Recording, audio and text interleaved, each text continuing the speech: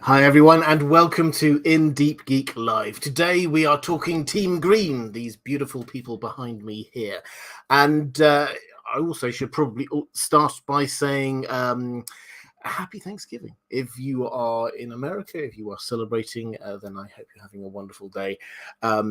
So I think probably this is going to be a slightly quieter live stream, fewer people in the chat, so I get a bit more sort of interactive time as well, I hope. Maybe pick up a few more questions in the chat.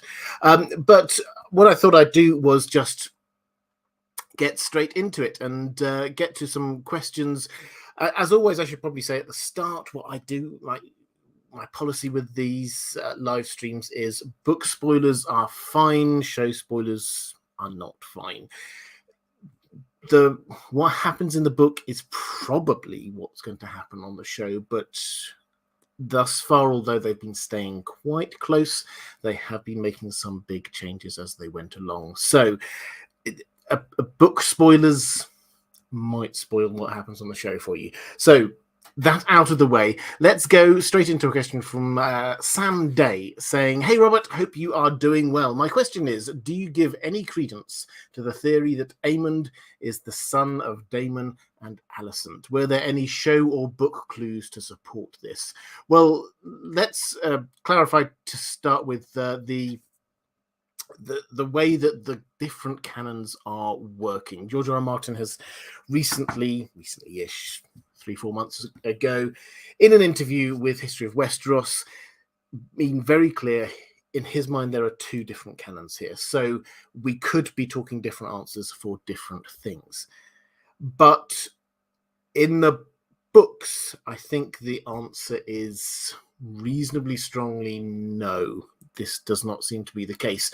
Aemond was born in the year 110 AC, and at that point in time, Daemon was exiled. So it doesn't seem particularly likely. He was out in the Stepstones fighting a very long war. He'd just been crowned actually king of the Stepstones, and he was fighting the second wave of that war. So it doesn't look likely. On the show, possibly.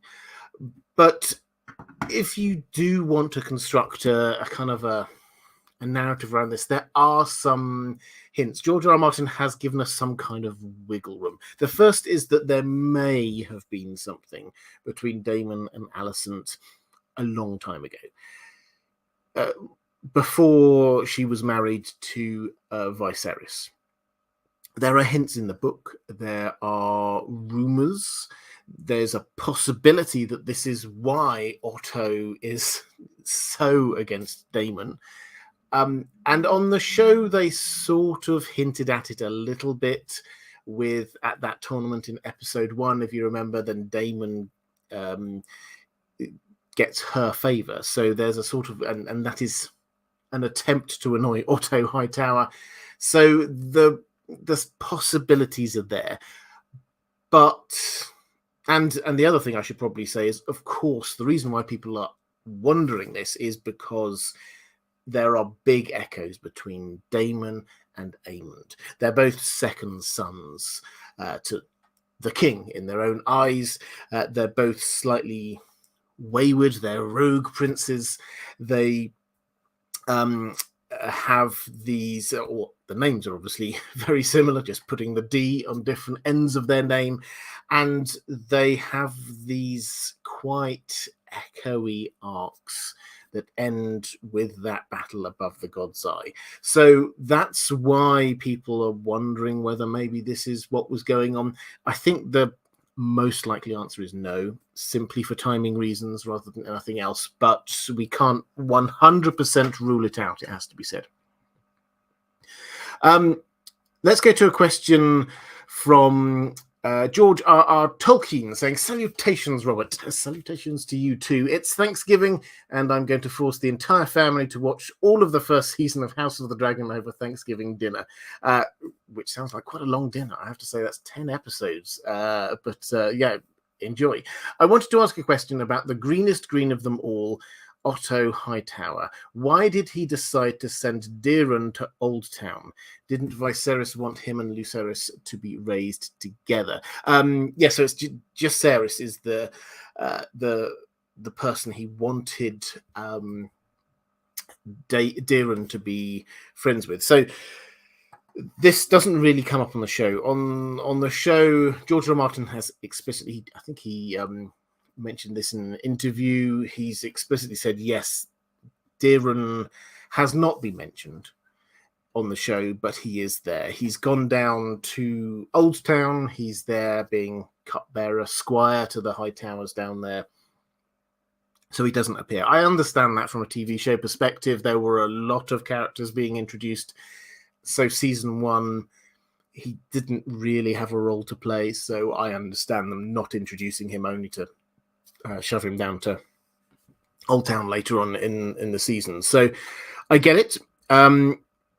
The book background here, though, is that Viserys, he's not as well-rounded a character in the book as he is on the show. As I say, Paddy Considine, I think, did a fantastic job. But Viserys is no fool in the book. He understands, he might be quite a weak king, but he understands and can see the tensions that are developing between Rhaenyra and Alicent. And he can see their different claims starting to develop, and he is very keen for this not to move to something more serious, civil war. So he tries on a number of different occasions to kind of bring the families together. And one of the ways that he tries to do it is that there's this coincidence of Jacaerys being born roughly the same sort of time as Daeron.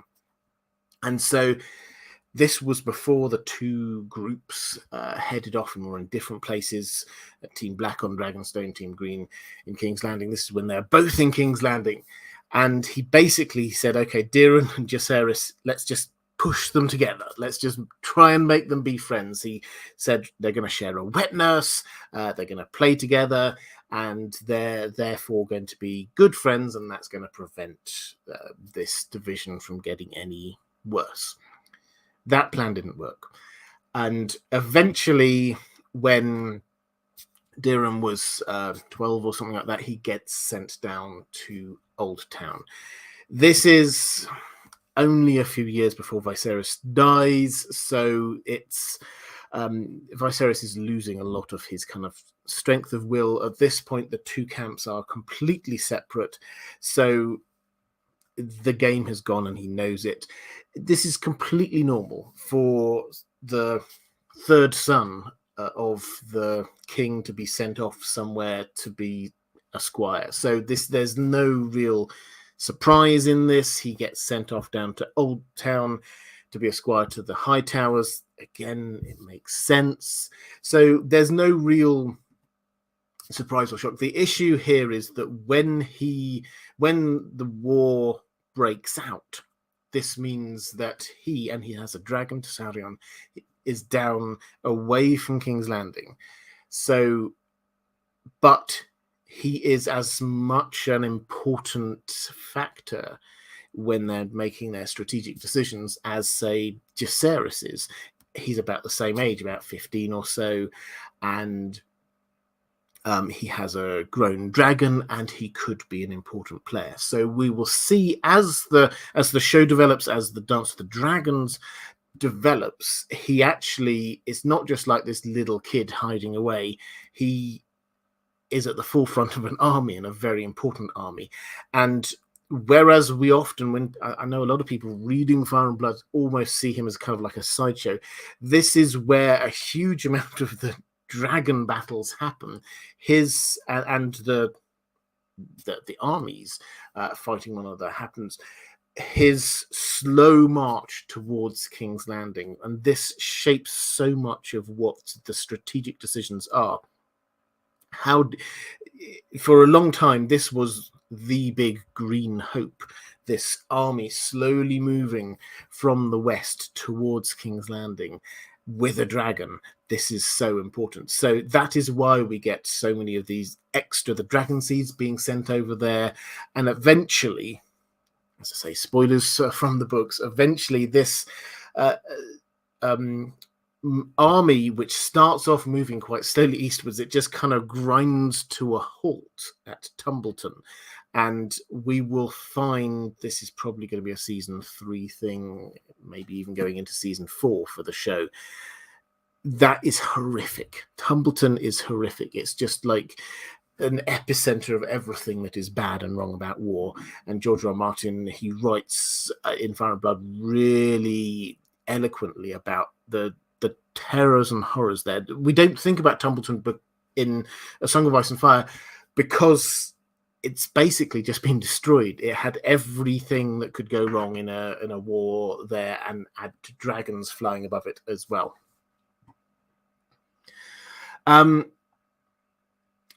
Just to have a quick flick into the chat. Agree Weirwood saying, or is Jace Kristen's son? Yeah, I saw this. I think this is a show thing as much as anything else. I'm not sure that the timing really works on this one, but this was, if you cast your minds back ages ago to Game of Thrones, there were a lot of theories about Mira Reed and Jon Snow perhaps being twins, and that was largely because their hair looks very similar. The actors who were Mira Reed and Jon Snow's, their hair, the same kind of dark color, sort of curly shoulder length, and that sparked a huge amount of rumors. And I think the same kind of thing has been happening here with Jace and Kristen Cole, is that the actor's hair is looks a lot more like Kristen Cole's hair than it does Harwin Strong's. It would add an extra layer. This is the kind of thing that the show seems to like doing, slightly twisting our understanding of the story, adding an extra layer of complexity there. But I don't think they've given us any real hints, and I don't think that the timing really works for that, because basically we had after the split, Rhaenyra did try to have children with Laenor. That was never going to work, but did try to, and then had a child. So the gap is just a little bit too big after the split with Kristen Cole. So I do like the idea, but no, I don't think that's 100%. Well, there's a possibility, I think, on the show. In the books, I think not. Hi there, Brothers Crin. For those who sort of fans of other YouTube channels, Brothers Crin have got an excellent channel, and I will be appearing on their channel on Saturday. I'm going to do 2 live streams with. I during the time that the show was on. I had to say no to a lot of different collaboration offers, and so I'm just trying to sort of say yes to a few more things these times. So on Saturday you can catch me on the Brothers Crin, and I'm also going to be on Sir Hunt's channel as well. So do look out for them, and I may well be appearing in a few other places over the course of the next few weeks leading up to Christmas. Let's go to James Brown saying, Dollery doos for you. Thank you very much. First live chat I've caught. No question, just love. Oh, thank you very much. I hugely appreciate it. Thank you for that. Mara Lee saying, hi there, Mara, saying, can't stay as I'm with my family celebrating Thanksgiving, but wanted to stop in to say hi. Great to see you there, Mara. A lot of people, I think, are just popping in for a little bit for Thanksgiving. Anil saying, have you seen the theory of Aemond being the father of Helena's children? Yes, I've got a question. I think I've got a question about that later, so I will pick up on that. If I don't, somebody in the chat remind me.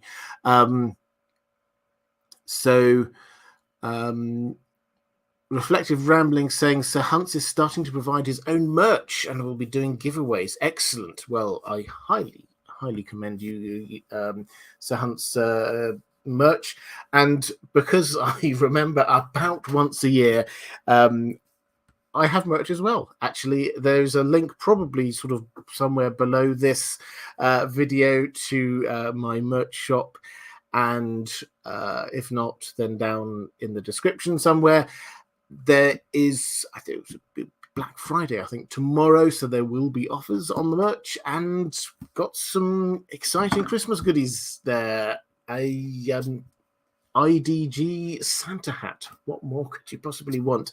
And an exclusive Christmassy themed t-shirt coming soon as well. So if you're interested in that, do check out down in the merch. And that is my annual moment of remembering my merch. Let's go with a question from Alhad saying, I have been enjoying your content for the last 3 years. Because of the time difference, I never get to attend live streams, but I watch them later. Well, hi there, and to everyone who's watching this back later. Quite a lot of people do. So good to see you. Do you think that they will kill Alicent before the end of the show, assuming it ends at the Hour of the Wolf? Now, this is quite interesting because after the Dance of the Dragons is a fascinating bit of Targaryen history, which happens at the end of Fire and Blood, which is the Regency. Now, this is the Regency of Aegon III. He's still a child, but a king. And so regents are set up for him. There's a team of 7 regents is set up for him. But the period of his regency is rocky, it has to be said. The situation in the 7 kingdoms at the time is not good. The end of the Dance of the Dragons has devastated, or the Dance of the Dragons itself devastated the continent, and almost all of the main houses have got children as their leader, as their sort of head of the household, because people got killed in the Dance of the Dragons. In King's Landing, there's this huge power struggle as different groups come in trying to get power one after another. We get the Lysine Spring, when you get a group of people from Lys coming over, attached to Viserys. Viserys married a woman from Lys, and they grab power, but then get shifted to one side, and then House Peak makes a power play. Others make power plays. It's a fantastic and fascinating time. The Maesters, I think, are doing a lot in that time as well. Now, the reason I mention all of that is because it's during this period that Alicent dies. It's like a couple of years after the end of the Dance of the Dragons. So I would love them to carry on with House of the Dragon into that period and show us the Regency, but I do not think they're going to do that. I think they will end with the Hour of the Wolf, which is when House Stark comes down. Cregan Stark takes control of King's Landing, sorts everything out, and heads back up north again. I think that's where they're going to end it. It's the most logical place for them to end this story, which means that we're not going to get things like Alicent's death. Could they bring that forward? Knowing the fact that they're not going to be showing that period, could they bring that forward? Yeah, they could. It's possible. Maybe they will want to show the end, not just of Rhaenyra, but also Alicent, as this was the key relationship we've had set up in this show so far. It's possible. For me, I would actually quite like them not to. Alicent's end at the end of the Dance of the Dragons is really quite tragic. She just loses it in a really horrific way in terms of everything that she knows. All of her loved ones have died horrible deaths as a result of this coup that she was largely, in the book at least, she was largely responsible for, and on the show as well, in a slightly different way. And she ends there basically locked in her room in the Red Keep, just crying and refusing to have anything to do with the color green. She hates the color green. And at the very end, she's just there going back to her childhood before all of this started, just remembering what it was like when Jacaerys I was on the throne, and how, simpler times. And I think that would be a great way to end it for her on the show as well. Just leave her in that position. I mean, it would be horrific for her, but just as a bit of acting, I think that would work really well. Her death is not a huge and dramatic one, but it's the end that works. This kind of hating everything that happened in the dance. So I think that's what they'll do. I think we won't see her death. I think that we will just see her, and you can just imagine, the director, the actor loving it, that just this picture of her in her room, just sort of crying in a corner, and then just the camera just moving away. We just leave her there. That would be heartbreaking, but that would work really quite well. Let's go to a couple of questions in the chat. Philip saying, hello, Robert. Hi there. Any idea why the Vale wasn't more involved in the war in the book? How do you think the Vale will play out in the show? Could the Royces side with the Greens?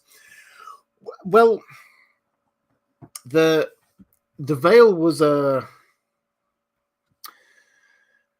odd place, so that they sided with the Blacks, and the Vale, basically,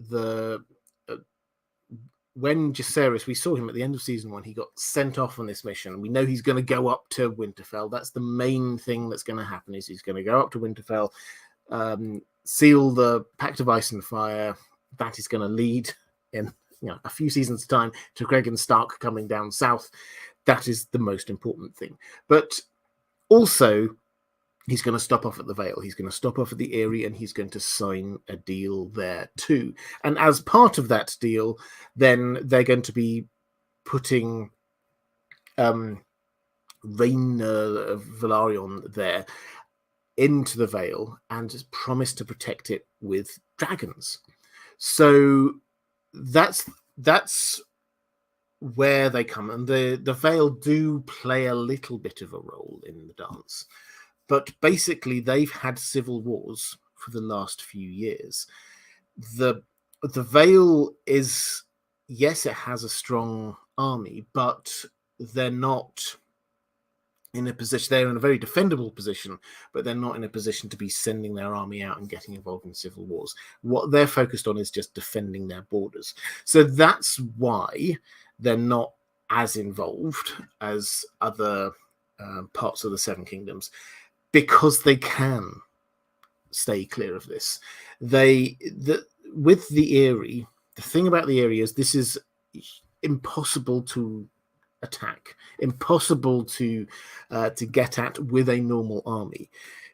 If you read that chapter in Game of Thrones, when we get book 1, we get Cat, who's going up into the Eyrie, and it's basically an entire chapter of her climbing a mountain, and she has to go on a donkey because only the donkey can pick its way along this narrow path. There's moments when she has to sort of go across a ravine.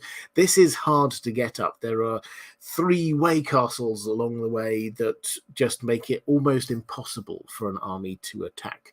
So what this means is that the only thing they really cared about was dragons. So that's why they secured, as part of the deal, dragons to defend the Eyrie. Once that happened, they were safe. They could stay out of it.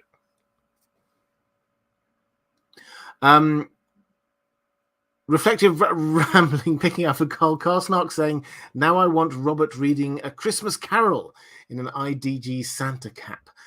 Well, maybe one day. I have read A Christmas Carol, incidentally. I've got a second channel, for those who do not know, called The Well Told Tale, and that's my audio narration channel, when I read what I consider to be the finest books of science fiction, fantasy, speculative fiction ever written.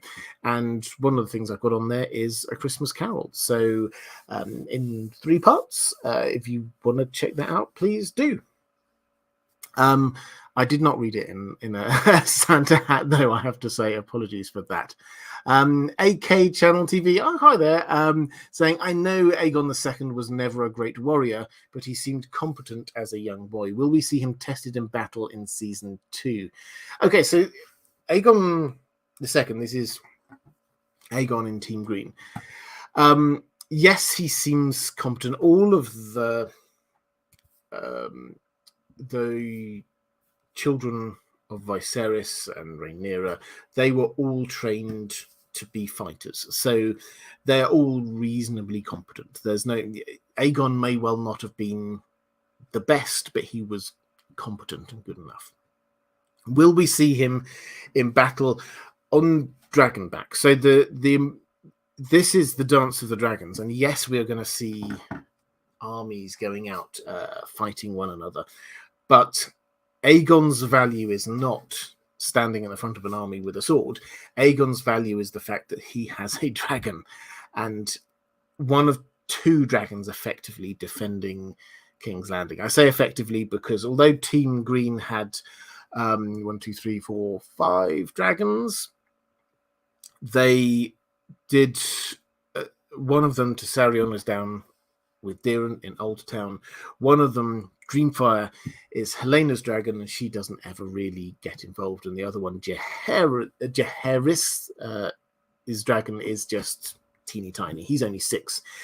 So there's really only 2 dragons defending King's Landing. And so we've got a Vhagar with Aemond, but Aegon himself has to play a role as well, because if it were just Vhagar, then the Blacks could send, I mean, they had, I don't know how many dragons, lots of dragons, many more dragons than that. I think they had 12 dragons at the start of the Dance of the Dragons. A lot of them were quite small, but the sheer weight of numbers probably would have been able to overwhelm one dragon. So Aegon's importance was not him as a fighter so much as the fact that he had a dragon. And yes, we will see him in season 2. Let's go to a question from Christina B. Spoilers! How do you think the show will handle Helena's death? Will we see what happens, or will it be ambiguous? Either way, it will be devastating. So, yes, spoilers. Helaena dies falling from a window in Maegor's Holdfast. It's tragic. How I see this happening. I did a video with, this was one of my joint ones that I did with History of Westeros I think it was during or maybe just after the show, looking at Helaena. And in that I speculated, or it's not really speculating, it's just trying to build on what we have on the show. That with Helaena, she's a dreamer. Almost everything she has said and done in season 1 was prophetic in some way. It's hard to notice a single thing she does or says that is not in some way thinking about the future. We've seen her talking about, beware the beast below the boards. That may well be referring to when Meleys and Rhaenys come up from underneath the dragon pit. Maybe it's referring forward to Blood and Cheese. We don't know, but it seems hard to imagine that she will not see some of the most important moments in the dance, and specifically some of the things which are going to happen to her loved ones. If she does see Blood and Cheese in advance, that's going to scar her before it even happens. So she experiences this twice. She sees it in advance, and then she sees it happen in real life. Then her brothers die horrifically. Her other children die horrifically. This is not good. This is tragic. This is horrendous. She sees and experiences these things twice. I do wonder whether this is just going to be too much for her. We see George R. R. Martin has kind of teed this up with people like Daeron the Dreamer, who appears in the Dunk and Egg stories. He has so many of these visions that he has to drink. He has to get drunk to stop himself from dreaming because it's just too much. And I think that feeling that we've got is going to be the same with Helaena. I don't think she's going to turn to drink, but I think that it's just going to start getting too much for her. She's going to see too many things, and that's just going to be horrific. So might she take her own life? I think she might, particularly if she looks and sees in the future what happens with her daughter, Jacaerys, who is very probably, the hints are in Fire and Blood, pushed out of a window in the Red Keep. Maybe she sees that and suddenly realizes that all of her children, all of her siblings are going to die horribly. And then she just replicates that. I think her story is going to be the biggest tragedy out of everything we're going to see in Fire and Blood. Martin S. saying, hello, Robert. Who do you think is the better swordsman? Jaime Lannister before his hand loss, or Galad Damodred in The Wheel of Time? I would guess roughly equal. Yeah, it's always hard comparing people in different fantasy universes. Yeah, probably roughly equal. I think you probably say that. I think that Jaime in the world of A Song of Ice and Fire is a very strong fighter. He is not the greatest ever. He looks up to people like Arthur Dane, but he is one of the finest of his time. So yes, probably roughly equal, I would say. Roman Lakovets is saying, some have said that Aegon II's claim to the throne is correct by Westerosi standards, but wrong by modern standards. Do you agree?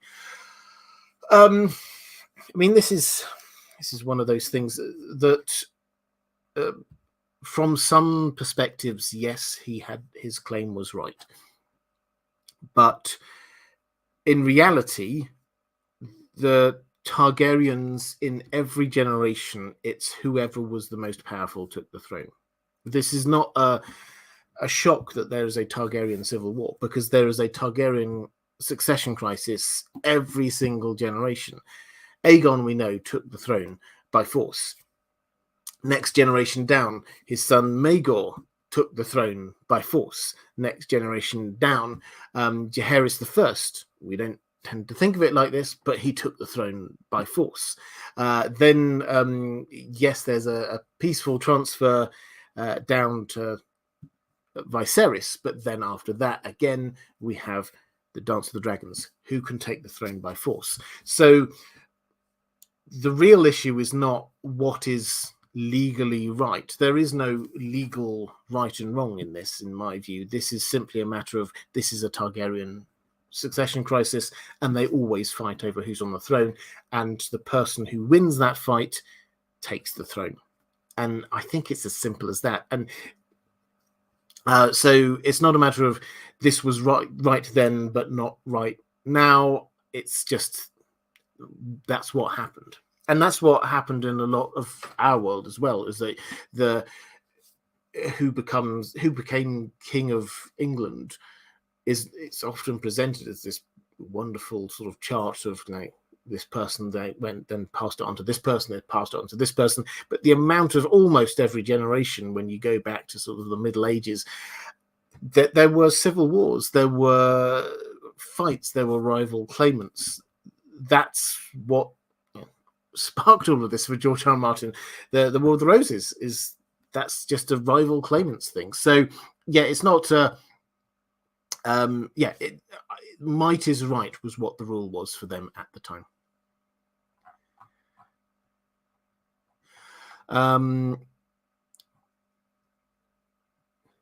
Brother Screen saying the Plantagenets were particularly bloodthirsty. Yes, they definitely were.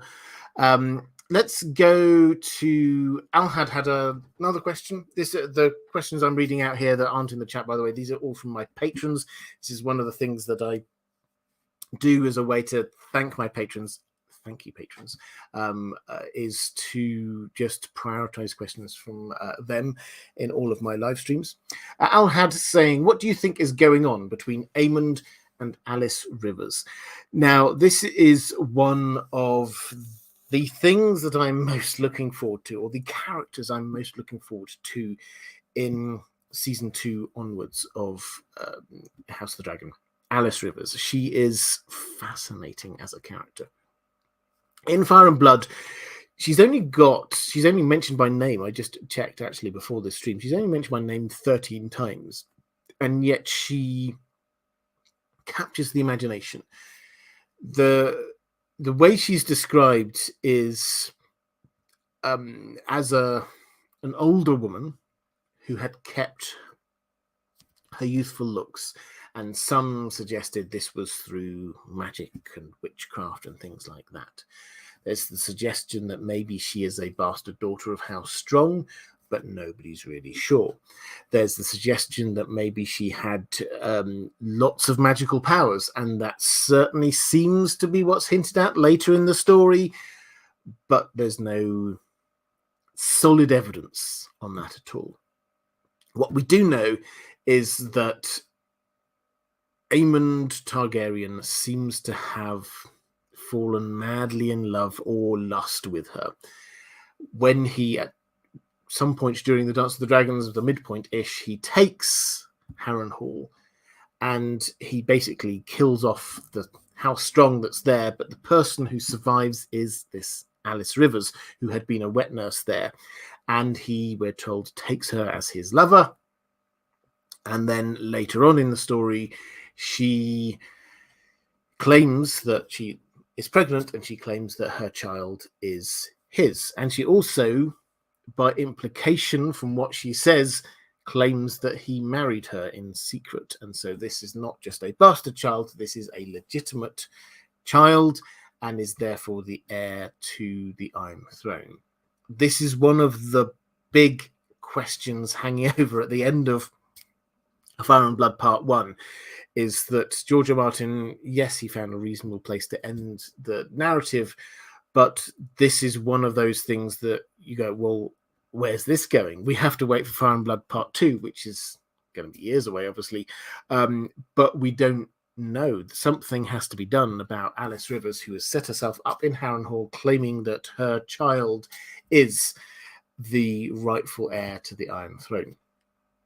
So what was going on there between Aemond and Alys Rivers? Well, the show seemed to be hinting. They seem to have set up a Aemond having a thing for older women. Now, this is something Aziz, actually, from History of Westeros, pointed out to me.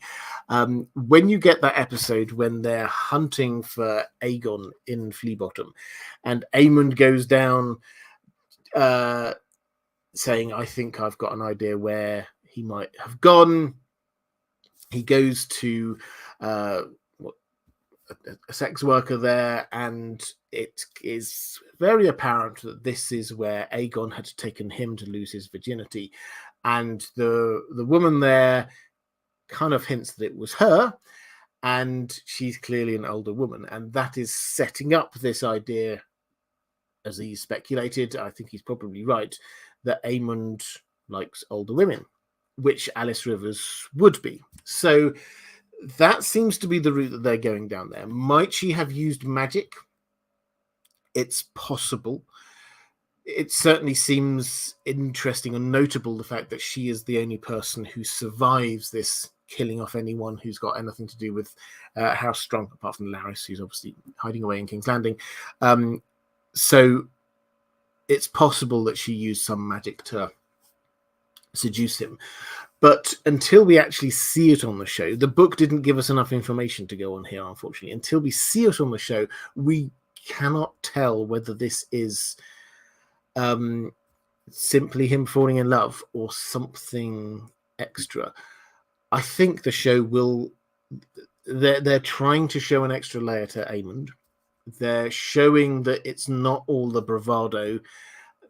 There is an extra element to him. That scene at the very end, battle over Shipbreaker Bay, when he's there on Vhagar, and Vhagar, he can't control his dragon, and it kills Arax and Luke, and so he suddenly realizes quite what's happening. The look on his face is just this shock. Oh no, what have I done? Which is not the characteristic that we have coming from the books. So they are trying to sort of soften him, show an extra layer there. I do wonder whether they're going to build that into what's going on with Alice Rivers. Let's go to a couple of questions from the chat. Paula just saying, greetings, happy to tell you, grateful for this channel and the Well Told Tale. Thank you very much indeed. I very much appreciate that. AK Channel TV, which is an excellent YouTube channel, by the way. Do check it out. To be fair, Daemon's violent behavior and Viserys overlooking Rhaenyra's problematic behavior and having no reaction to Aemond getting his eye cut out was what crossed the point of no return. Yeah, so the point of no return in terms of the heading towards war, you could pinpoint any one of a number of things, but I think the show hinted at, very strongly hinted at, that actually all of these things that we were paying attention to, what's going on between the different children, what's going on between Alicent and Rhaenyra, that didn't matter, because ultimately Otto Hightower had already planned to launch a coup anyway. That was what the Green Council, the small council meeting just after Viserys has been found dead, that's what that is. It's him saying, okay, these are the things we need to be doing. And then Tywin Lannister, of course, lack of any kind of discretion, says, okay, so we can now put all of our long prepared plans into action. Then it's like, oh, so you've had plans here for a while, have you? It didn't matter what happened. Otto was going to be launching a coup regardless. That's my take of what the show was saying. In the book, the cutting out of the eye probably was the biggest thing. Reflective rambling, picking up a question for Isabel Tourlan. I love it when people do this, picking up questions for others in the chat. Thank you so much. Saying, in the show, Viserys is addressed as King of the Rhoynar, but Dorne isn't a part of the Seven Kingdoms yet. Why do you think that is? Yeah, so it's not just in the show. This is actually in the books. And not something I will admit that I really paid any attention to before the show. But with the show, this becomes very apparent that when Aegon the Conqueror invaded, and he had this dream, he had this overriding mission to protect the Seven Kingdoms. It is to be in charge of a united Seven Kingdoms. That is what the dream is. And that's what he passes down to Viserys, is this idea that the Targaryens should be in charge of all of the Seven Kingdoms, because that is their role in order to defend against this great threat from the north. So Aegon declared himself king. He was crowned king of all of the Seven Kingdoms, even before he had conquered all of the Seven Kingdoms. The long battle with Dorne that carried on afterwards was just him trying to finish off the job, just trying to just make reality of what he'd already got himself crowned. When we get that moment, when he gets that letter from the Dornish prince, and he comes and he reads it on the Iron Throne, and he's gripping the Iron Throne so tight his hand bleeds, he cuts his hand, and at the end of it he flies to Dragonstone and back. At the end of it all, he declares peace. that is a huge moment for him, because he had been absolutely focused on conquering Dorne so that he could be in charge of the entire Seven Kingdoms. And although he declared peace, he never, it would appear, gave up this idea that the Targaryens should. And this explains why successive generations of Targaryens did still try to take over Dorne in various different ways.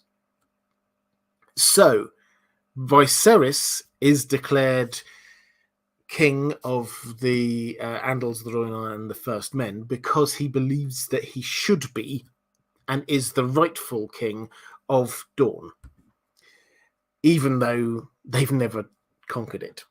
And that's why on the crown that he was sigil, because he thought that he rightfully should have been king of.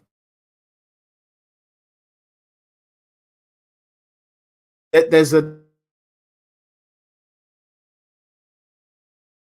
from that original vision, the original dream that Aegon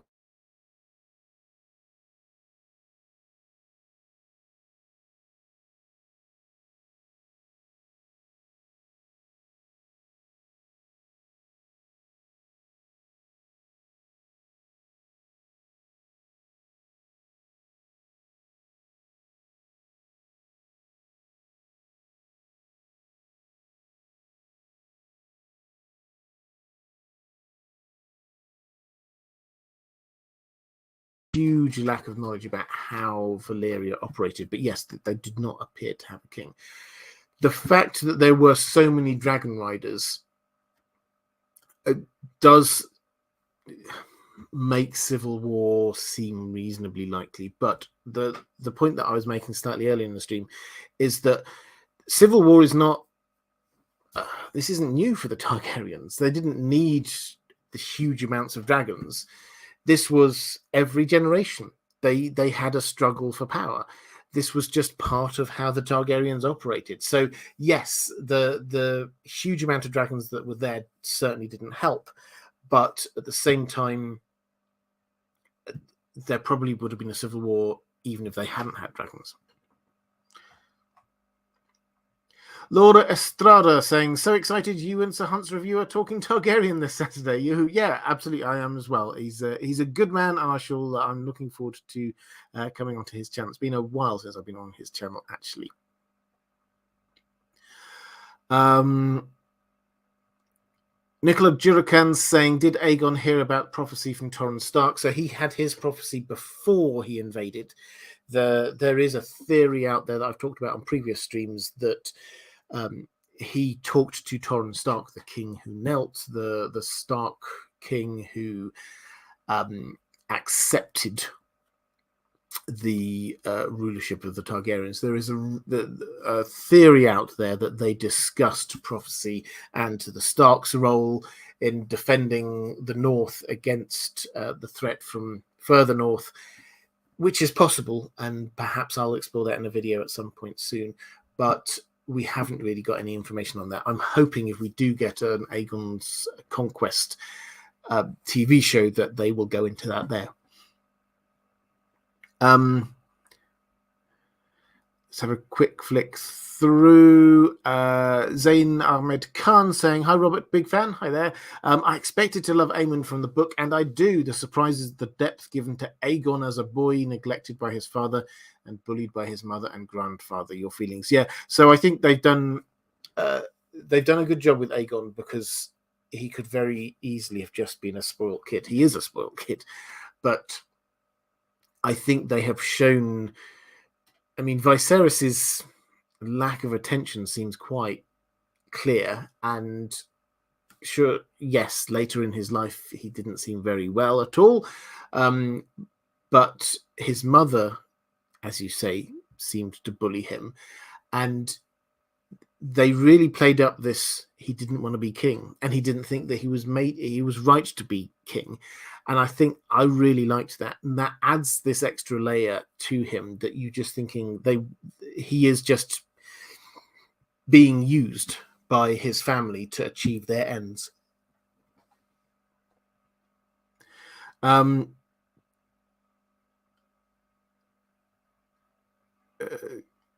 people saying, is it, did I stall? Apologies if the stream stalled there at the moment. Hopefully it's back now. Aegon Dragonborn saying, many fans picture book Alicent Hightower as Cersei Lannister 2.0. Do you think this is fair to Alicent's character? I don't think. I mean, I see Cersei is a hugely developed character because we have obviously POV chapters from her, so we have a much more nuanced version of Cersei, and in particular, the thing with Cersei is this fact that she's not strategic in her thinking. She's very tactical. She's very immediate. She's just wanting to do the things that she's wanting to do. Whereas Alicent, we don't get a full play out of her character from the book, but she does seem to be a lot more thinking the big thoughts in a way that Cersei often doesn't. So I don't think it's a complete analogy. I can understand it. There's also there are echoes there, that there are the children that Cersei has, and effectively they launch a coup there. Alicent effectively launches a coup, so there are links, but no, I don't think that it's a fair thing to say that they're the same. Just to say, because somebody mentioned it halfway a while ago, and I always try roughly halfway through live streams to say, moderators, thank you so much. You do an amazing job. If you are here watching live in the chat, please could you just show the moderators a little bit of love? They do an amazing job. They're fantastic during the shows, and also here, just keeping the chat a safe place for everybody. Just stopping any offensive comments or anybody just insulting anyone. So this is a safe place. It's really important to me that is somewhere everyone feels can be for them. Agree Weirwood saying Cersei thinks the patriarchy is unfair. Alicent works within the patriarchy. Yeah, that's a really interesting perspective on that.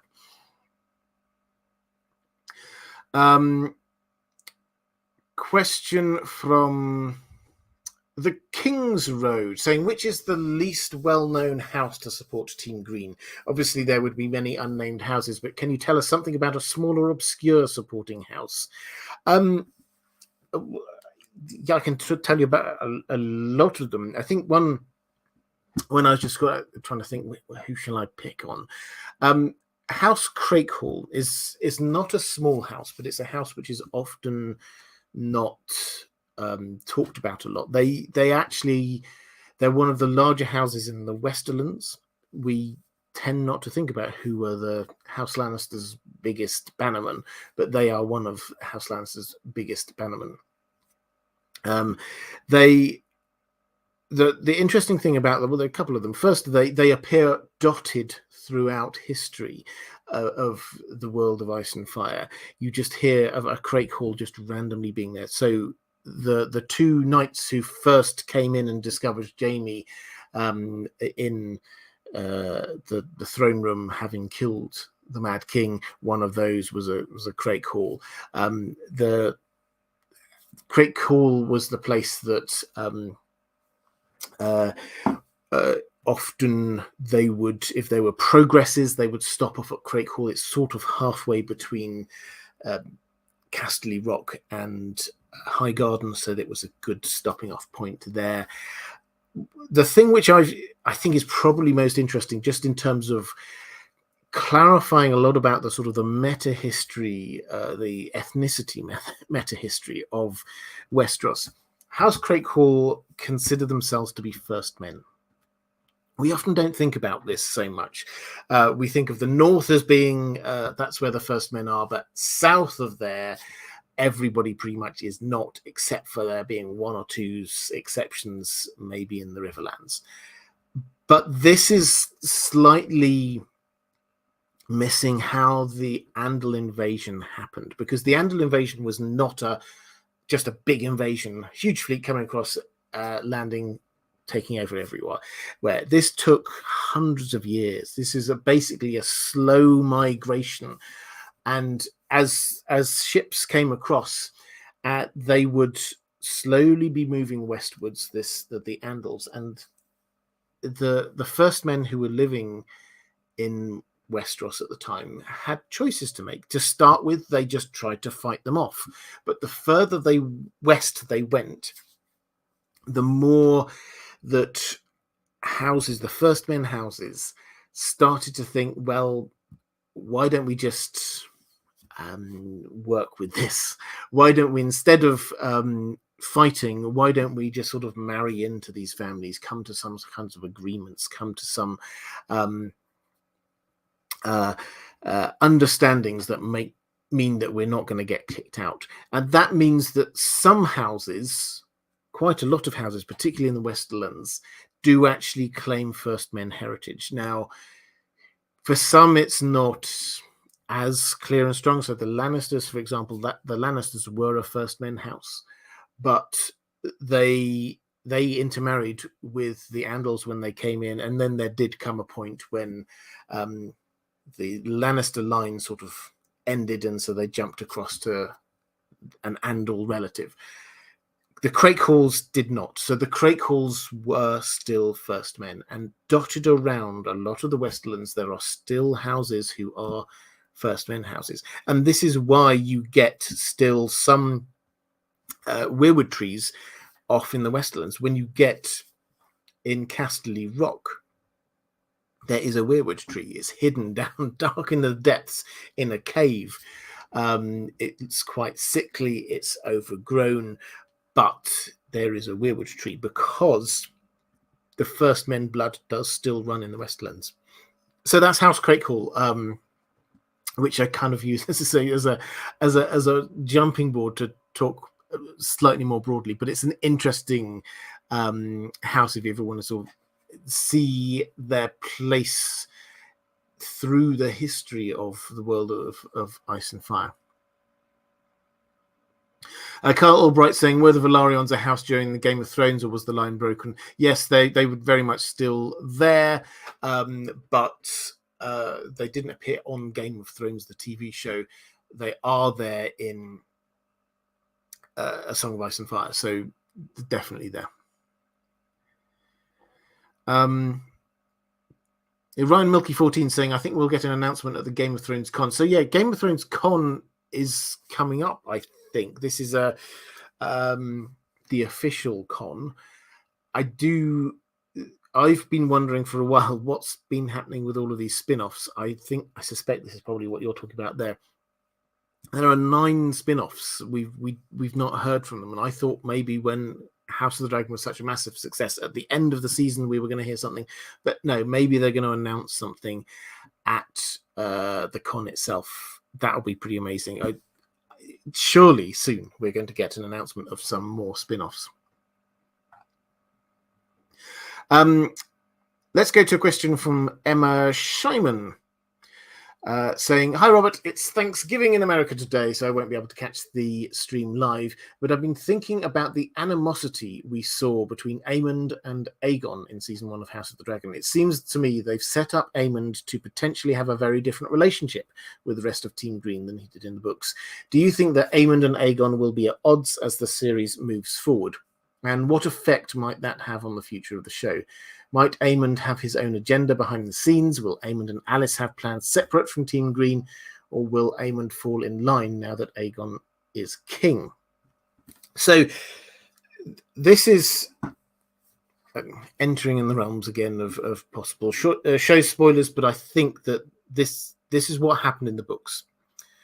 Is reasonably soon, if they're going at about the pace I'm expecting, then we will get something like episode 2, 3, maybe.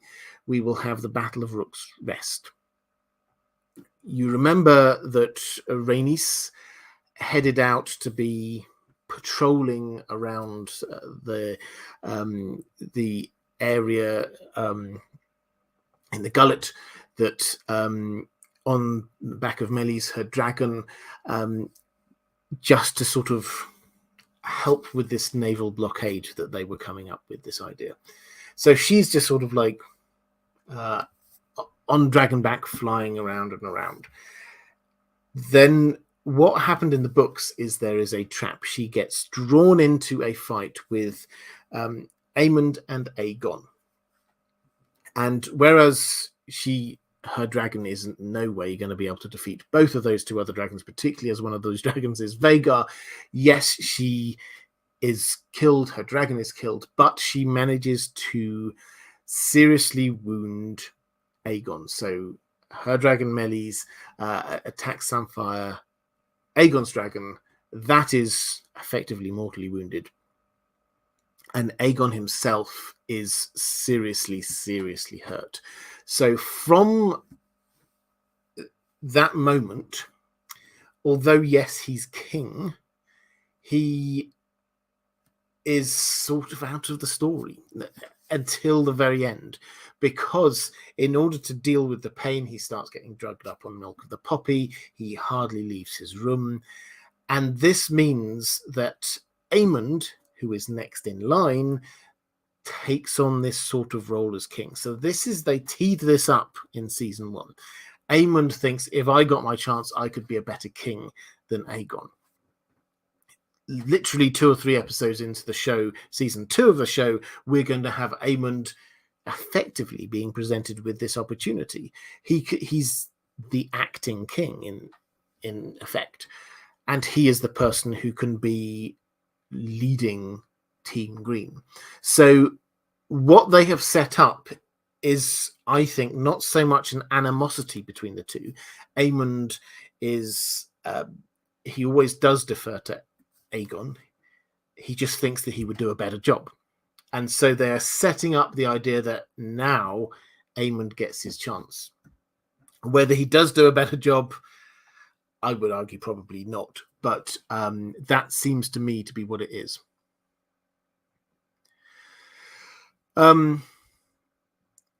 Let's go with a question from Mara Lee, saying, which houses played a more dominant role before the dance and which houses end up still standing and in power after the war? So this is actually one of the things which is quite remarkable about a civil war, as hugely damaging as the Dance of the Dragons, is that there is very little significant change to the balance of power overall in Westeros. When you get Aegon's invasion, you get a couple of different great houses falling, new houses being put into positions of huge great power. In the Dance of the Dragons, the Targaryens lose hugely, but they're still ruling at the end of all of this. The Targaryens are still on the throne. And all of the great houses, all of the Lords Paramount across the Seven Kingdoms are still there. So there's no huge change. There are, however, some kind of shifts in currents. Going into this point, after House Targaryen, there were 3 hugely powerful houses. You get House Velaryon, House Hightower, and House Baratheon. Those were the 3 most, everybody recognized, the 3 most powerful houses. Now, after the Dance of the Dragons, House Hightower stay the ruling house over Old Town, but kind of keep themselves to themselves for a while, understandably. So, and power gravitates over a period of time from Old Town to King's Landing. King's Landing grows as a city. It also, the center of the Faith of the Seven, moves from Old Town, where there was the Starry Sept. Then the Great Sept is built in King's Landing, so that balance of power shifts. The High Towers are still there, but they're perhaps not as important on a continent-wide basis as they previously had been. The Velaryons also remain incredibly strong, the closest allies to the Targaryens, but with the demise of the dragons, which happens through the Dance of the Dragons, and then in a few years that follows, suddenly they don't have dragon riders anymore. So they might still be powerful, and they've lost a huge amount of their fortune. Corliss Velaryon made them the richest house in the land. They are no longer the richest house in the land after that. So they kind of just like go down a notch. They're still central, they're still important, but they're not quite as important. The Baratheons do remain one of the main powers, but not the most important. And sort of balancing against that, we get the Lannisters, who become the richest in the land. The Velaryons stock having fallen, the Lannisters become the richest and therefore the most powerful, particularly much later when we get to the time of Tywin. And we get some houses like the Tullys, who at this point were still not particularly respected in the Riverlands, but over time their strength and power grows. So a lot there are shifts, but the overarching thing here is that these are not massive changes, the kinds of massive changes we saw at the end of or through Aegon's invasion. There are some smaller houses that do lose out. House Strong is the most notable example here. House Strong is ended during this period, and they had been holding Harrenhal, which is the biggest and most powerful castle in the land. There's also a few other houses like House Peak, who their power peaked, it has to be said, during and just after the Dance of the Dragons, but then they kept on choosing the wrong side in wars and lost a lot of power. So there are some shifts, but the overarching thing is that surprisingly little. Mark Sheeser saying, I have to go now. Enjoy the rest of the stream. I hope you have a fantastic time. Just quickly flicking through the chat. Game Jinx saying, the story holds blood lineage in great esteem. Did the Maesters have a means of formal DNA testing? If not, how did Bloodraven decipher mixed lineages caused by secret adultery? So the Maesters did not have a means of formal DNA testing. Otherwise, we'd have probably heard about it, given the amount of times that people were accused of being bastards. How did Bloodraven learn stuff? Bloodraven was a magician. Bloodraven was, if not hooked up to the Weirwood network at a young age, then he certainly he had a huge spy network in addition to the fact that he could warg and he was a green seer, and he probably had some Targaryen magic alongside that as well. So how he got his information was from a completely different approach.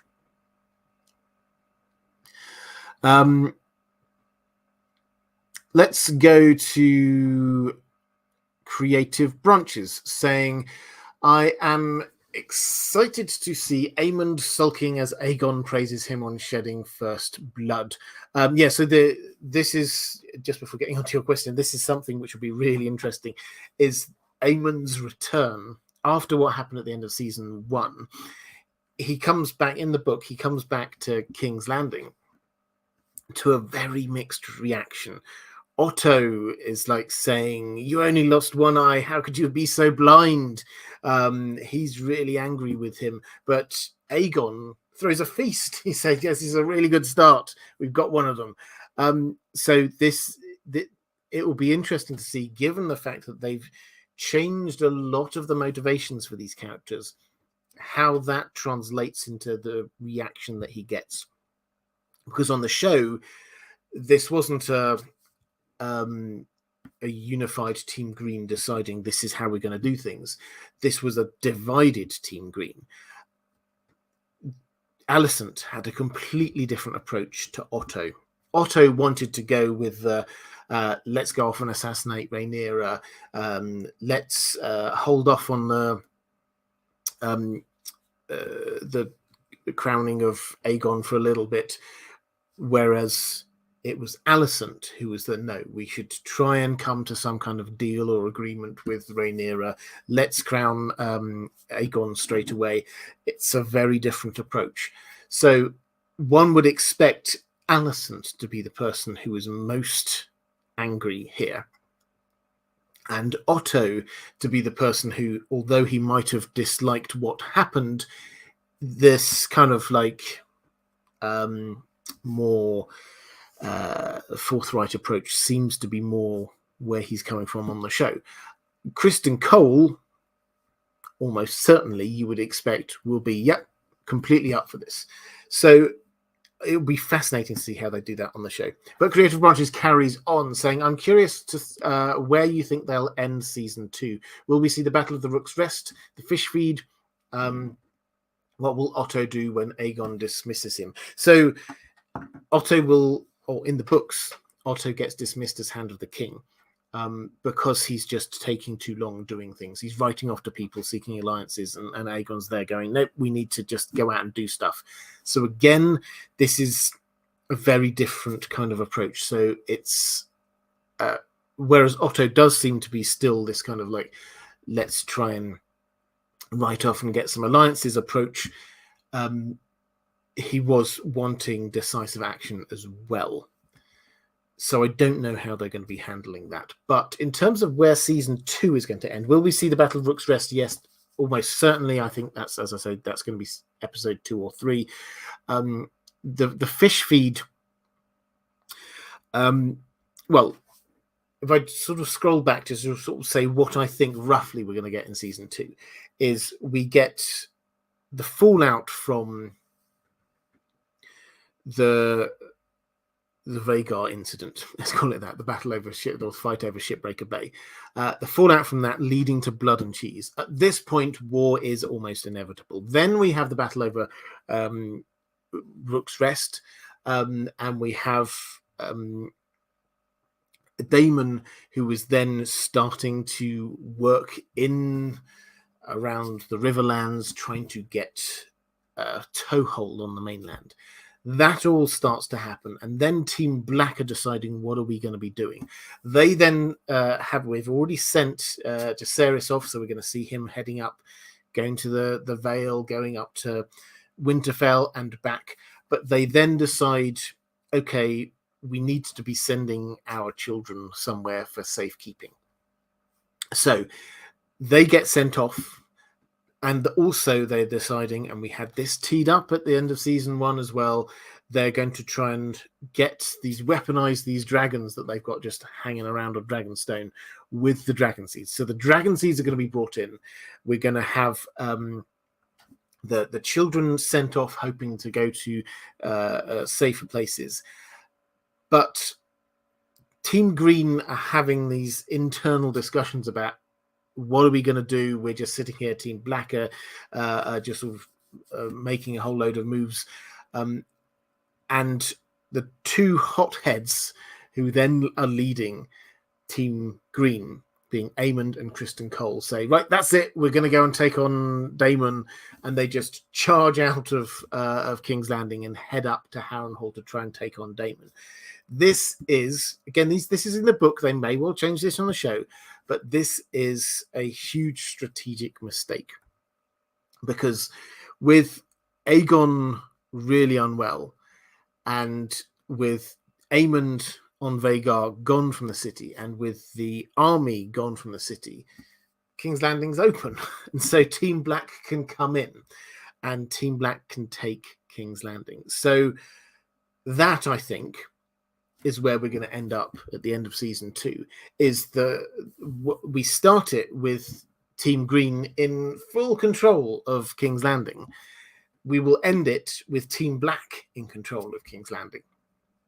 And the Battle of the Fish Feed is basically one of these battles which happens.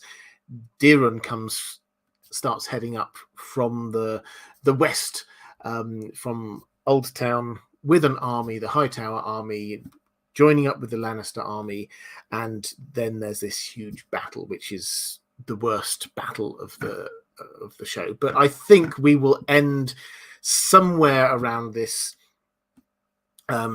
Aemond and Kristen Cole arriving at Harrenhal, and it's like, where is everyone? Because Daemon's just like got out of there. He's knew they were coming, and he just left. And they're like, well, where is everyone? And then while they're gone, we go, so that's what's happening in King's Landing. So that's where I would end season 2. Season 3 then sort of shifts back the other way. That's when Rhaenyra leaves King's Landing, and then season 4, I think they will end with the Hour of the Wolf. Rosemary Moonrise saying, yeah, Aegon gets hooked on the milk of the poppy. Yeah, pretty much. So people talk about 2 years. It does seem to be something along those lines. They've not started filming this yet. I'm just speculating quickly about sort of timings of this. They haven't started filming, although they have apparently booked in filming in Spain in, I think, March and April. Now, this is some of the outdoor scenes they film in Spain.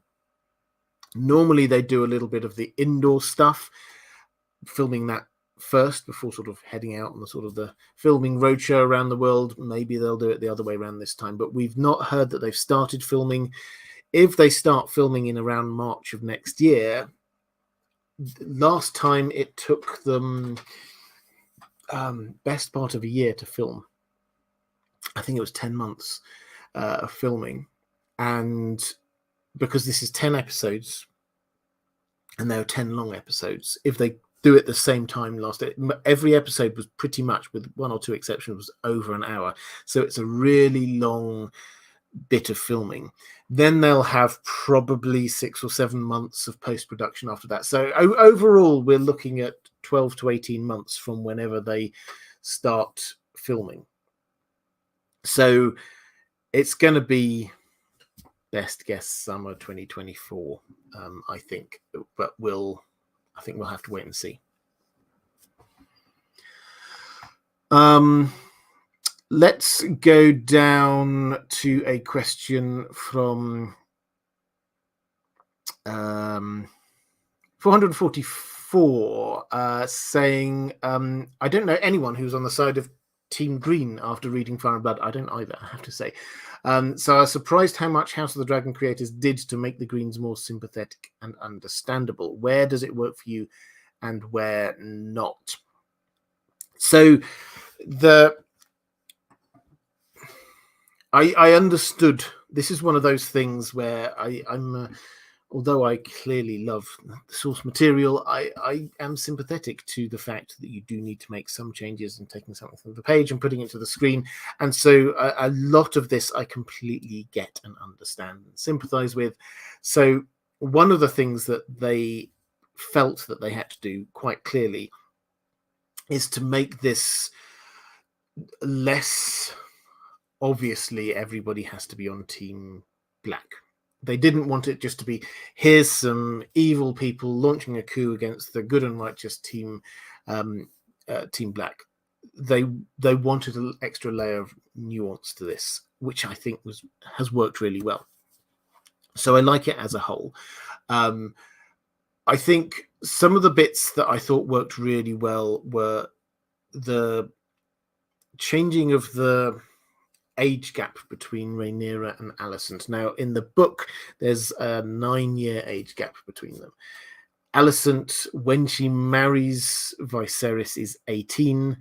Rhaenyra is 9. So they weren't like besties, teenage besties, which is basically what the feeling was on the show.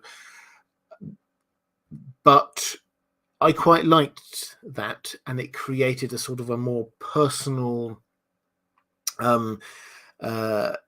relationship between the two, which allowed us to actually see and believe at the end when Alicent thinks that maybe she can persuade Rhaenyra not to go to war. That would not have made sense if they did not make them friends or something originally. So that worked for me. I love what they did with Helaena. She was quite a sympathetic character in the book, it has to be said, but making her a dreamer, I think, probably the best decision of the whole show. I thought that worked brilliantly. And I do like the extra layers that they brought to people like Aemond. As I say, we've not seen it fully yet, but we've seen enough to understand that. So I think a lot worked really well. I think the one character they haven't yet given us a redeeming side to is Otto. I thought Rhys Ifans did a great job with him. I think he underplayed him in a way that prevented him from just being this kind of moustache twirling baddie, which I thought was fantastic, because he could have been, as being the person behind all of this. He's always sort of like doing that kind of thing, sort of hiding away and just biding his time and whispering a few things in people's ears. I thought the character worked really well, but I would like another layer, because in the book there's a hint of a layer. There's this dislike, hatred of Daemon, which they started to play out on the show. This, he will just be another Maegor the Cruel. But then they didn't really develop that. And there's the hint in the book that there's, as I said, on answer to an earlier question on this stream, that maybe there had been something happening between Daemon and Alicent, or certainly the rumors of that had been starting to spread. And that allowed Otto, you kind of understood. You thought, okay, I get it. The fact that they made Daemon a lot more sympathetic over on Team Black meant that it would have been harder for him to be portrayed as this character. Of course, we don't want him anywhere near power. So Otto is the character that I think they need to do a little bit more in season 2 to add that extra layer. So I wouldn't say it didn't work, but I would say that I think they need to do just a little bit more on that one. You also said, I enjoyed your discussions with Bear McCreary. Do you plan to interview him for his work on The Witcher Blood Origin? So yeah, if you enjoyed my interview with Bear McCreary, I did a while ago, a couple of months ago. He's the composer for the Rings of Power soundtrack. I did a follow-up, because in that first interview with him, he kind of teased a few things. He said, I included the One Ring theme in the soundtrack in episode 1, and nobody even noticed. So I said, you have to come back and just tell us where these things are. So if you were interested in that, he's a fascinating guy, really passionate about what he does. And I have to say, out of all of the Rings of Power content that I did, I think those couple of interviews I did with him were some of the things I'm most proud of. I felt we unpacked a lot about how music can be used to support the presentation of a show. And I think whatever your views of the Rings of Power, I think that his contribution and his passion for that absolutely shines through. And I think it deserves respect. So if you're interested in that, the second part is, I just uploaded it yesterday, is there, and he was back on form again with that.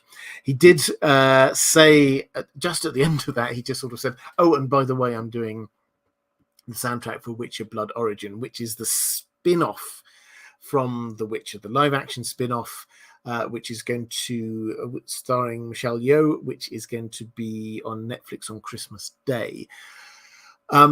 I doubt I will talk to him about the soundtrack for that specifically. I mean, I'd love to have him back on again at some point, but I doubt I'll have talk to him specifically about that. In terms of Witcher Blood Origin, it's a bit of bad timing for me, because I always take the week off over Christmas, so I probably won't be covering it in huge amounts of detail, but I will definitely do one or possibly two videos off the back of that, just explaining what was going on there and linking it into the wider Witch universe. For those who don't know, the idea here is that they're wanting to unpack a few of those mysteries that there are in Andrzej Sapkowski's world.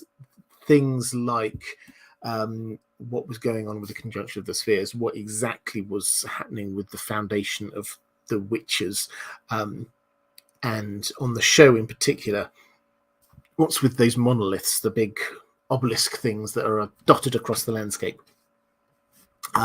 So they're trying. The idea of that spin-off is to answer some of those questions for us. So there will certainly be some potential there for some explainer videos. So I will be covering that.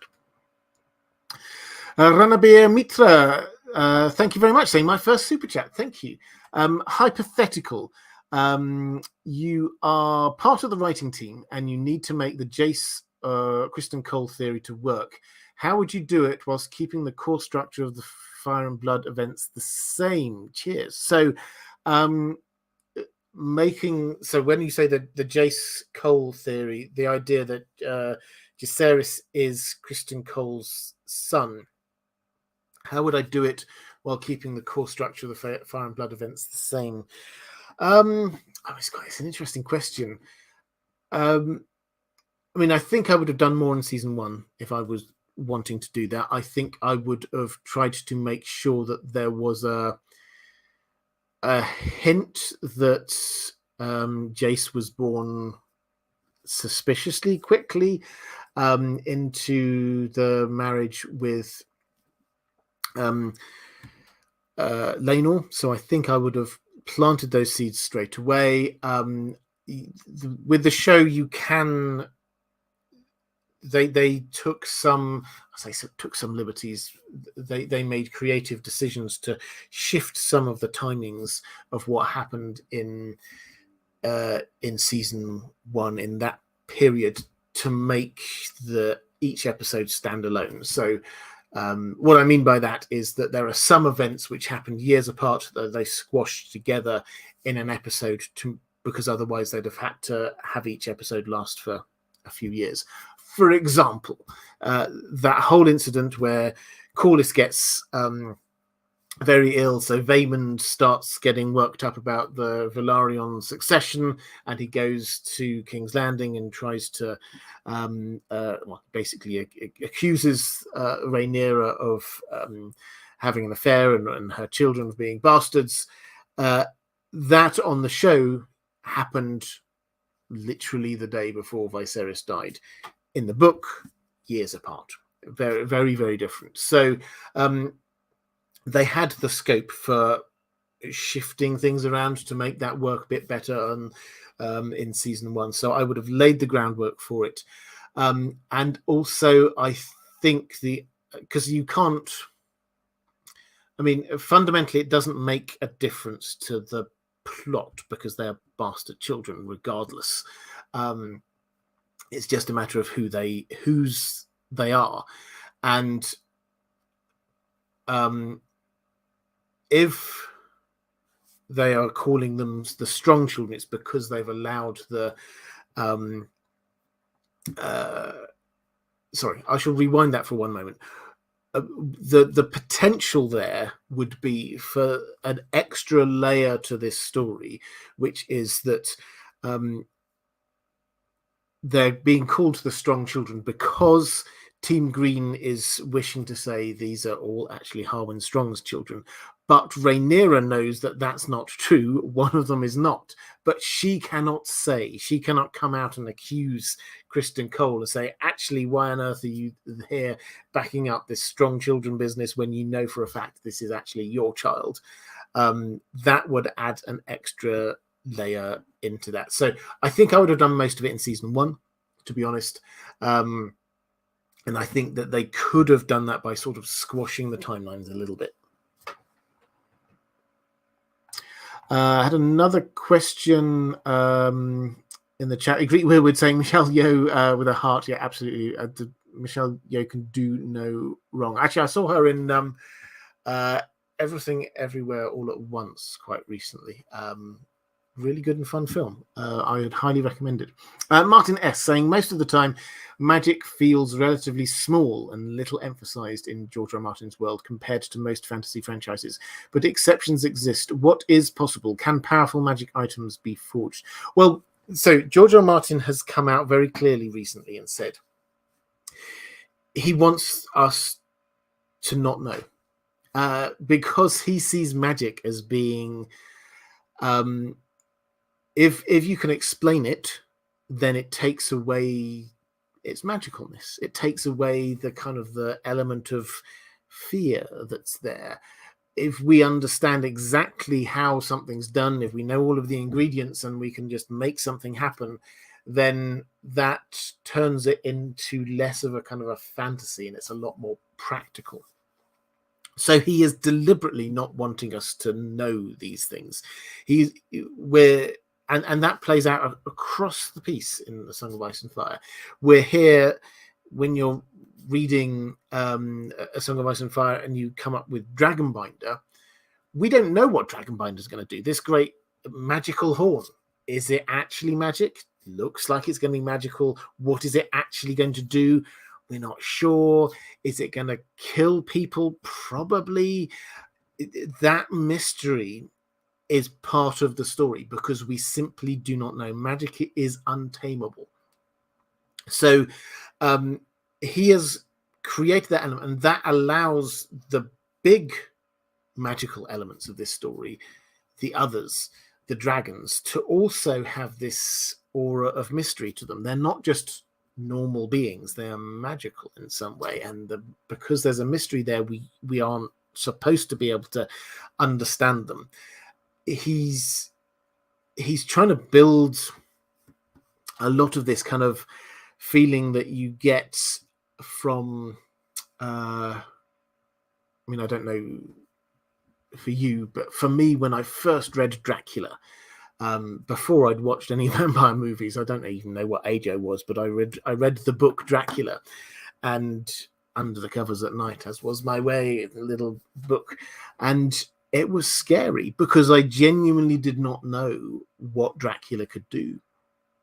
And you get these things are now just so well-worn tropes, but you can't see the person behind you because you're looking in a mirror, and then you turn around, that is scary because you do not know. And that's what Bram Stoker was trying to do through Dracula, is trying to get to this position where the heroes do not fully understand everything that the magical evil baddie can do. And that is what brings the fear. If they could understand every element of it, then the fear starts to go away. And that's what George R. R. Martin is doing. So can powerful magic items be forged? Potentially, but he's not going to be telling us all of that. Callie Summers saying, if Criston Cole is Jace's dad and Rhaenyra kept him away, that would really explain his turning on her so hard. It would, yeah, absolutely.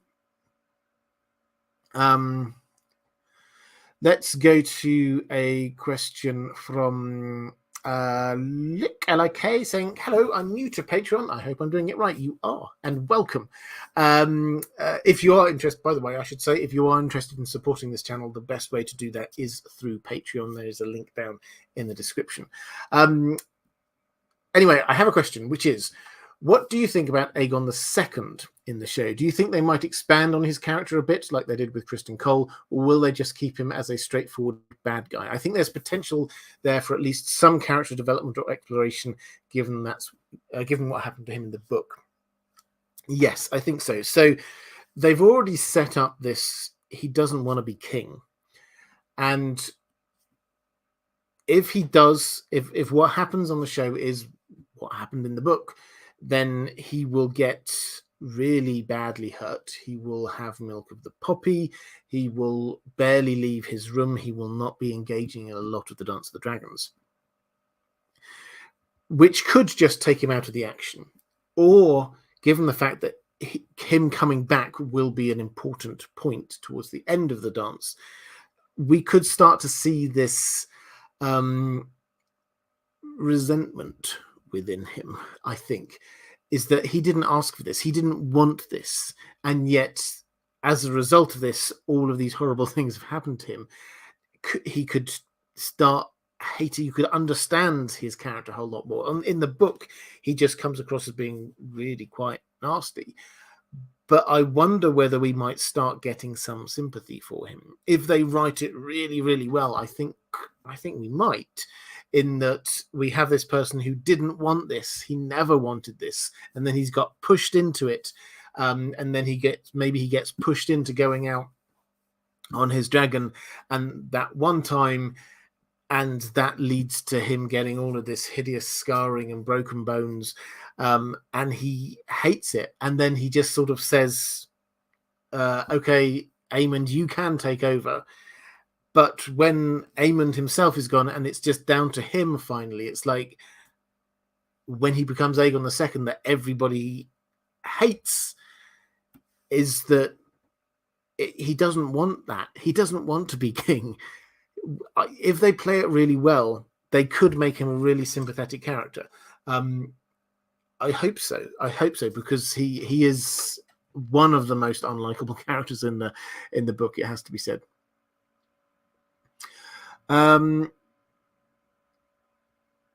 Martin S saying, thanks for answering my previous question. So George R. R. Martin is aiming for a very soft magic system, I take it. Yes. So in terms of explaining it very soft, that's the thing. The thing that he has also done quite deliberately with magic is he has a high fantasy world, but he writes it as low fantasy. What I mean by that is, I may well have said this before, but if you take book 1, Game of Thrones, you have the prologue where we have all these strange, mystical, zombie creatures, whatever they are, don't know, that's big magical. You get the last chapter, whoa, suddenly we have dragons, that's big and magical. But in the middle, not much. We get a chapter of Bran and kind of strange dreams. We get a few hints here and there of stuff, but the characters that we're told to look up to for their wisdom scoff at the idea of magic. Characters like Tyrion, for example. So it's only in the later books that the magic levels start to ramp up, but he writes it as a low fantasy. And this, I think, is actually part of how the TV show became so successful in its early seasons, because it doesn't come across as a hugely magical thing where everybody has to suspend their imagination. Most of the time, it was just written as a sort of a medieval-ish court politics drama, and then bits of magic were introduced over time.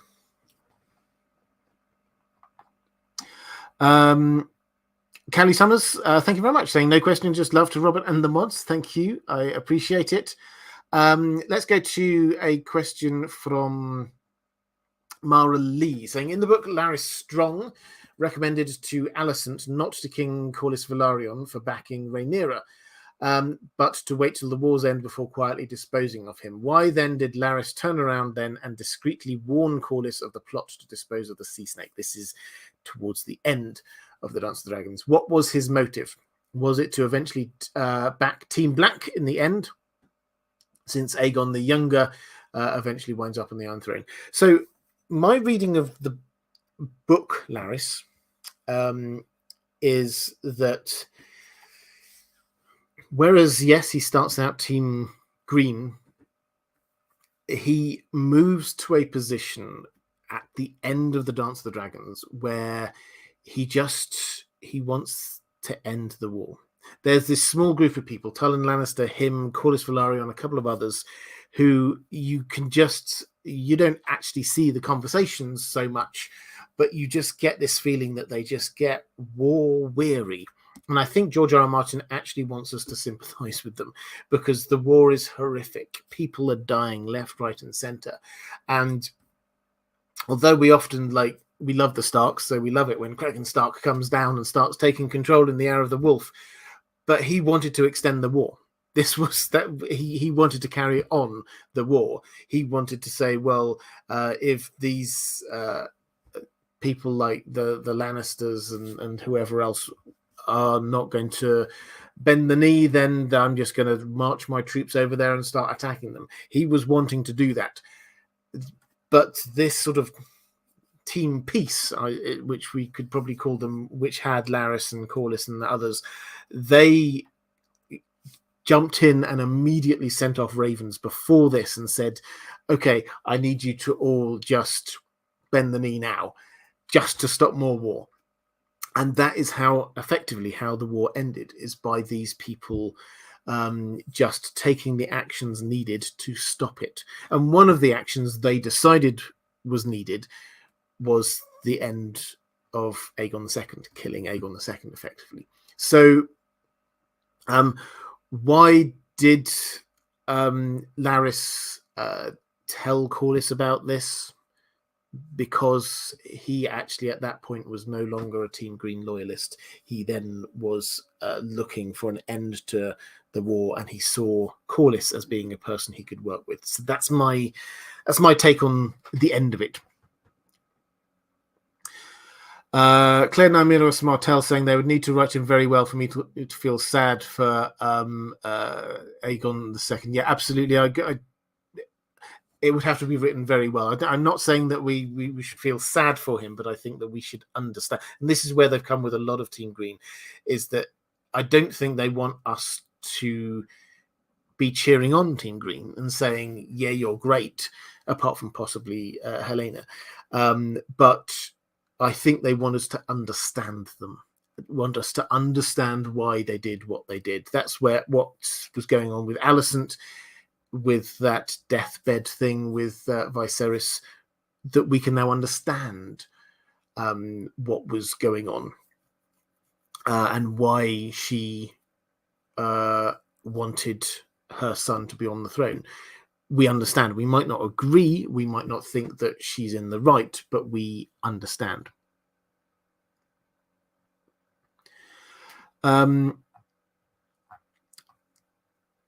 Just having a quick flick through the chat. Riath Williamson, probably mispronounced your name, apologies, saying, how do you think Alicent and Larys' strange sexual relationship came about? Yeah, well, this is a show-only thing that I think caught everybody by surprise. How it came up, when you'd have to be in the writer's room to know exactly how it came about, but I think that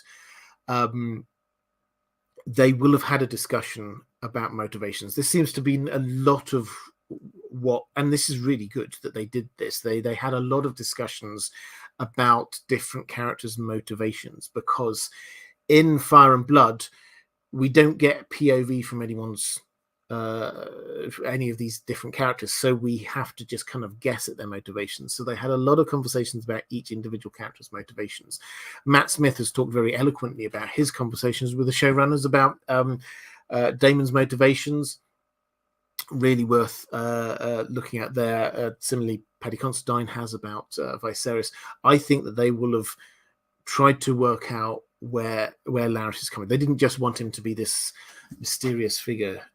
They wanted us to see a little bit about what it was. So I think they wanted some reason for him to be on Team Green to start with, and the nature of that obsession, let's call it, on his part, does seem to have come from the fact that he has got a clubfoot. That was his nickname, Larys the Clubfoot. So that particular sexual peccadillo seems more understandable from that perspective. But you'd have to ask that. The showrunners haven't, that I've seen, the showrunners haven't explained that one fully. Jonathan S. saying, good evening, Robert. Have you considered remaking old videos with improved sound quality? The Robert's Rebellion trilogy would go from a 9 to a 10 out of 10. I have actually, well, thank you. One of the things I'm thinking about for next year is going back and redoing some of the old videos. I know that the sound quality has improved over time in this chat. Well, a lot of things have improved over time. If you look back at some of the early videos, then you'll know what I mean. So yeah, I've thought about doing it and maybe reissuing a few of the old favorites, as it were. Yeah, that's definitely on the cards, something that I've been thinking about for a while. Maybe I could also, with some of them, slightly update or nuance some of my thoughts on it. Might work quite well. So yeah, it's something I'm thinking about.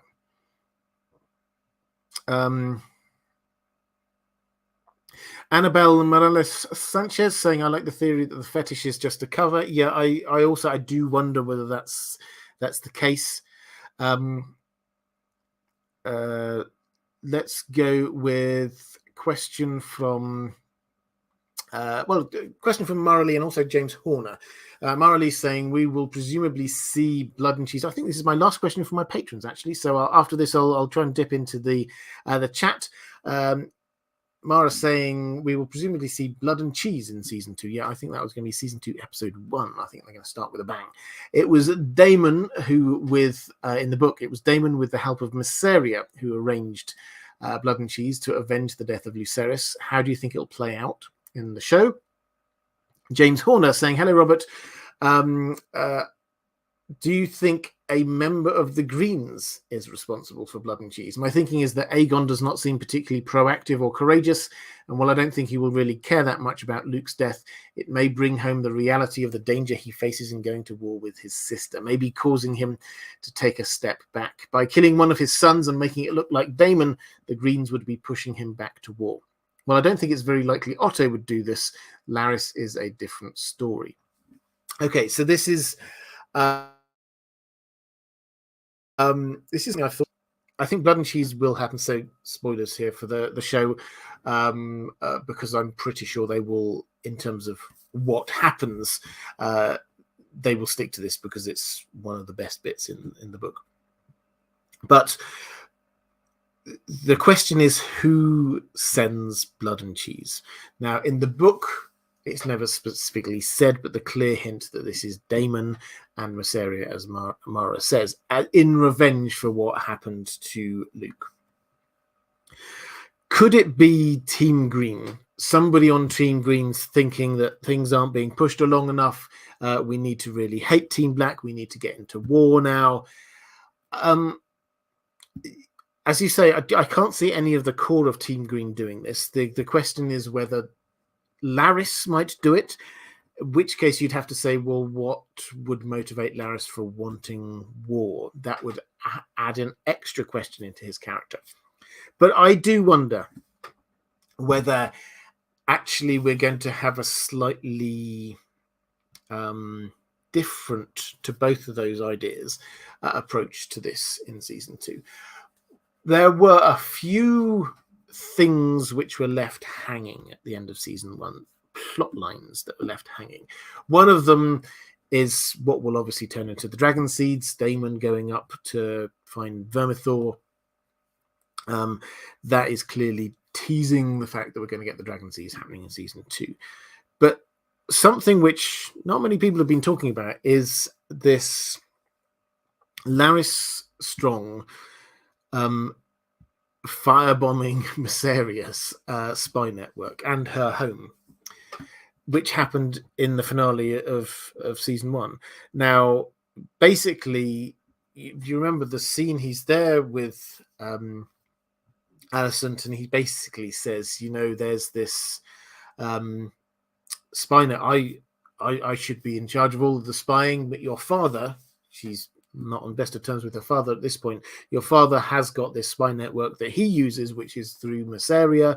Do you want me to deal with it? And she basically goes, well, I don't really know what you're talking about, but yeah, go on and deal with it. And then we see a house burning down, which looks like it's Mysaria's house, and a mysterious hooded figure walking away.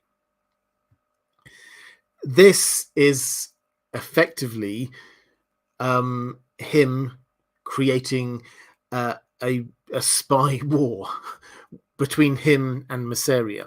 This didn't happen in the book, but this is what is happening in the show. And they're not just going to drop it. There has to be a follow-up to this. This isn't just Mysaria suddenly going to die at the end. Mysaria will react. How will she react? Well, she's been... When she appeared in episode 9, she was very clear. She threatened Otto. She basically said, you have to do these certain things for me. Do not forget, princes can die very easily. And it's that line that makes me think, if she thinks that what has now happened is that Team Green has attacked her, which is what has happened. She's not to know the difference, but what's going on with Larys. If she thinks that, then she will get her revenge. As she says, a prince can be killed very easily. I think that Mysaria will hire Blood and Cheese, and what happens in the book will happen, but it is not for Daemon. This is for herself. That would work really well. I mean, maybe Daemon could get in contact with her and she's saying, well, I'm doing something already. But I think that they like on the show, they like keeping the main bit of the story there, but showing things happen from a slightly different angle. So that would be my best guess. Something has to happen. Even if it's not that, something has to happen with that spy war, because you can't just leave that hanging like that. Let's go to have a quick look in the chat. Quickly flicking through. Barsos82 saying, I want to believe that her house burned, but she went underground. Hope we see her again. Yeah, I think we definitely will see her again. Claire Namiros Martel saying, do you think the Blood and Cheese decision will be between the twins in the show? Maelor has not been shown yet, neither on the show or the family trees they've released. Yes, so I think it will... yeah, possibly. They've not shown the... So, for those who are not quite sure exactly on the family tree, so Helaena and Aegon have 3 children, twins, Jacaerys and Jacaerys, and a very small baby, Maelor. Now, they've only shown us the twins, so I think very probably, yes, this will be the choice between the twins that they will go with, because it would be a bit odd to introduce a character and in one episode and then immediately put this character in jeopardy. I think that it will be a character that we all seen before. Kelly Summers saying, what if there's a second parallel for Aemond Daemon?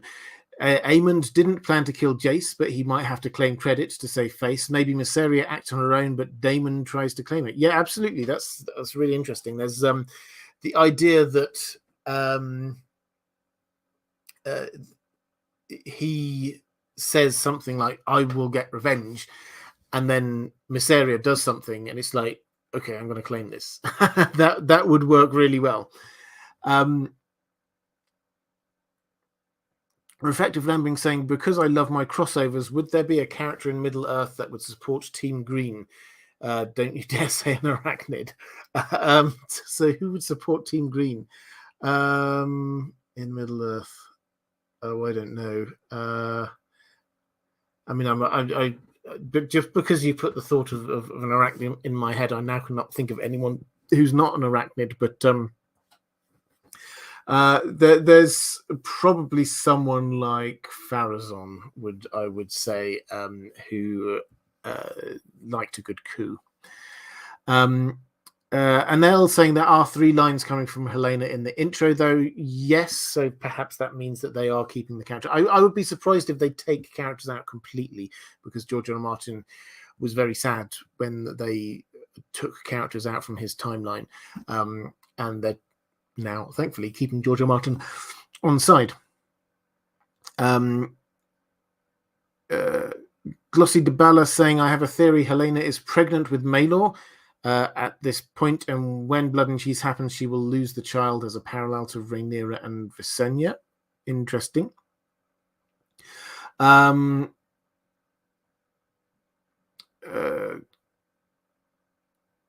Let's go to Barsos82 saying Aegon never liked Helaena, so I always suspected that her kids are actually Aemond's. Oh yeah, I think I was going to talk about that actually a bit earlier, and then I didn't. Could they be Aemond's? I don't see. I mean, there have been hints there on the show. I mean, him basically saying when they had that bottle episode on Driftmark, and Aemond basically saying, "Yeah, well, I would do my duty." It's like possible, but Helaena has said that Aegon does come to her bed sometimes, so I don't think there's a need for that to be there. Okay, I think with that, I will start drawing this one to a close. So it's probably always going to be a slightly more relaxed one, as it's Thanksgiving, and happy Thanksgiving again to any Americans who are watching this. Just in terms of other things to look out for, a reminder about merch, because I've remembered this is the one stream a year that I remember that I have merch. It'll be appearing somewhere down below here with a few special Christmas goodies and some special offers for Black Friday, which is tomorrow. Coming up on this channel, I'm going to get back into the routine now of a couple of videos a week on this channel. Lord of the Rings lore, history, and a whole load more of the world of A Song of Ice and Fire. I'm going to be trying to cover both the House of the Dragon era as well as A Song of Ice and Fire era as well with these videos. So that's what's coming up, and I've got lots of exciting plans coming up for the new year that I will tell you about in due course. But I will be back next week with the other side of this stream, which is talking about Team Black. We were talking about Team Green all this time. We'll talk about Team Black next time. If you're watching back a little bit later, appearing somewhere around here is a link to other live streams that I have done appearing somewhere around here. It's a link to my Patreon page, which is the best way to support this channel if you wish to do so. That is all for this time. Take care, everyone, and I will see you again soon.